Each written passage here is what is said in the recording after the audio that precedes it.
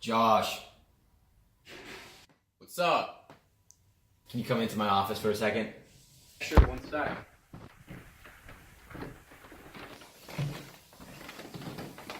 Hey, how's it going? There you go. Hey Josh, how's it going? It's going pretty well. It's good. Can't complain. So I called you in today because we got some kids coming to the office and we gotta get some community service hours. And we're gonna teach them on a class, Okay. About what? neurons. Cool.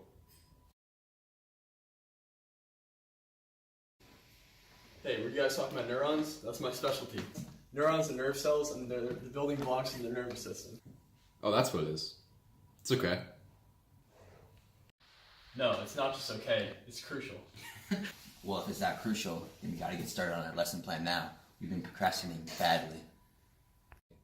Man, we really procrastinated this badly. I know, it's Sunday night and we haven't even started yet. Well, I have an online program that the kids could do.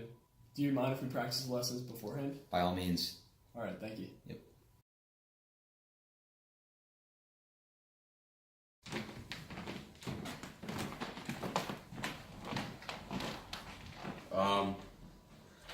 A lot of you here.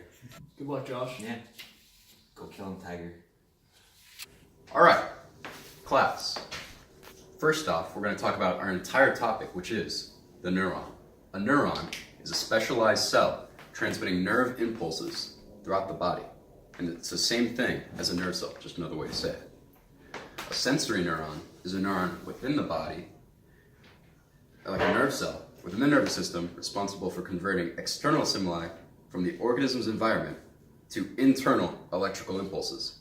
The reason I feel this is because of sensory neurons. Motor neurons, alternatively, are a nerve cell forming part of a pathway along which nerve impulses pass from the brain to the spinal cord to a muscle or gland. Interneurons are neurons that transmit impulses between other neurons. So, from the sensory neuron to the motor neuron, an interneuron would connect that pathway. And an agonist, which is another way that the body sends through chemical impulses, is a chemical or a drug that binds to receptors in the brain and causes a reaction.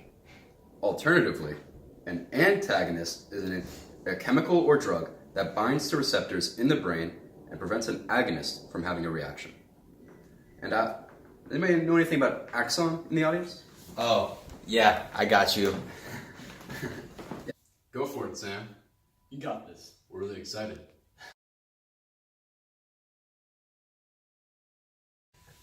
Now what is up? Let me tell you something about an axon. Axons create electrical impulses, or an action potential, and they take them away from the nerve cell's body. Did you get that? Write that down. They are sent by terminal buttons or terminal receptors. My bad. And these help signal to other neurons, and they send electrical impulses. They're like the cause, they're the root what sends them. Do you get that? Did you write that down? Put that down. Sweet. And then axons are covered by a myelin sheath. So let me give you an example of a myelin sheath. So, class, do you know what pigs in a blanket are? Yes. Alright, so if you have a thicker, like imagine the crust on pigs in a blanket, right? If it's tighter, it's more like, if it's thicker, it's stronger, right? And that means these neurons and electrical impulses electrical impulses can travel faster and travel quicker and better. And you know what happens if your myelin sheath is damaged? It can create a lot of other problems for you and your body. When these impulses trigger and release neurotransmitters, they go through something called the synapse. When they cross the synapse, they connect to molecules which are called receptors. These receptors will take in messages and go over them, review them and see what they're about. Not like that, but and these receptors, which can also be dendrites, respond to the molecules from the neurotransmitters which are released during the process. Let's hear it for Sky now, guys. Sky, I think you're going to tell us a little bit about neurotransmitters. Woo! Alright, now it's time for Sky. Let's go, Sky. Alright, let's do this.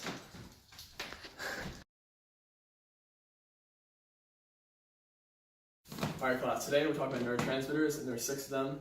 in the body. They consist of acetylcholine, dopamine, endorphins, serotonin, norepinephrine, GABA, and glutamate. So first off, we have acetylcholine, and it's a neurotransmitter used to activate muscles. It's involved in the autonomic nervous system and the peripheral nervous system. It carries signals from the motor neurons to the body's skeletal muscles. For Alzheimer's disease, ACH producing neurons deteriorate. So next is dopamine, and it helps control the brain's pleasure and reward centers. And it's a neurotransmitter that is responsible for transmitting signals between nerves in the brain.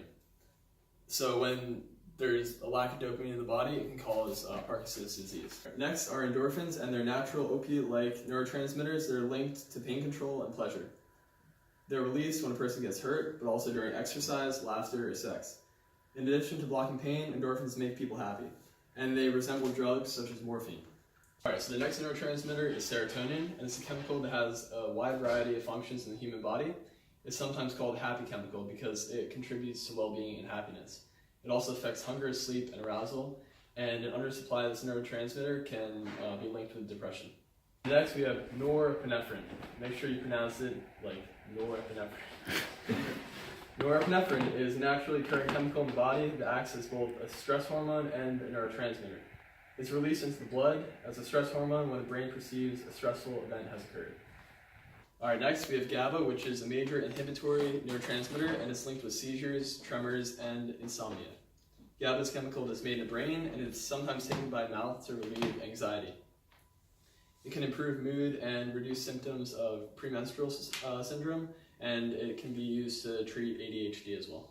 Last but not least, we have glutamate. Glutamate is a major excitatory neurotransmitter, and it's involved in memory. An oversupply of this can stimulate the brain and cause migraines and seizures.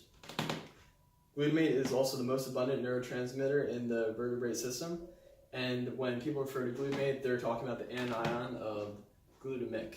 And now for the online lesson. Okay, Professor Martinez here, going to teach you some psychology definitions in my classroom. The first one we have here is a threshold. The threshold is a level of stimulation required to trigger a neural impulse. A neural impulse is how nerve cells communicate with each other. The threshold is the first step in action potential.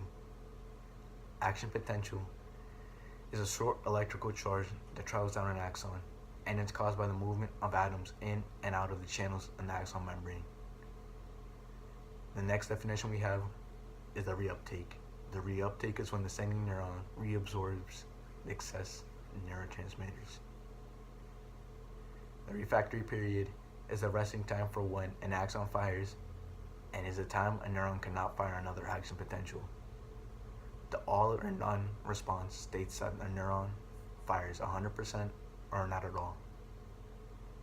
The last definition we have here is a neurotransmitter. A neurotransmitter is a chemical messenger that crosses the synaptic gaps between neurons.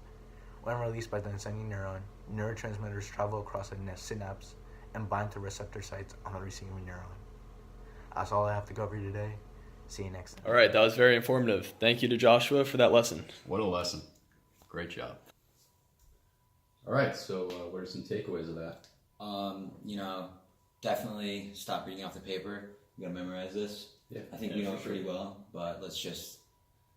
Good practice. It's good practice. We did a really good job today. Good I job, think guys. the kids will really, really, really learn something today. It was very entertaining and very fun. And informative too. Yeah, for sure. Right? And thanks to Joshua again. Yeah, Joshua, Yeah. what a lesson, Joshua.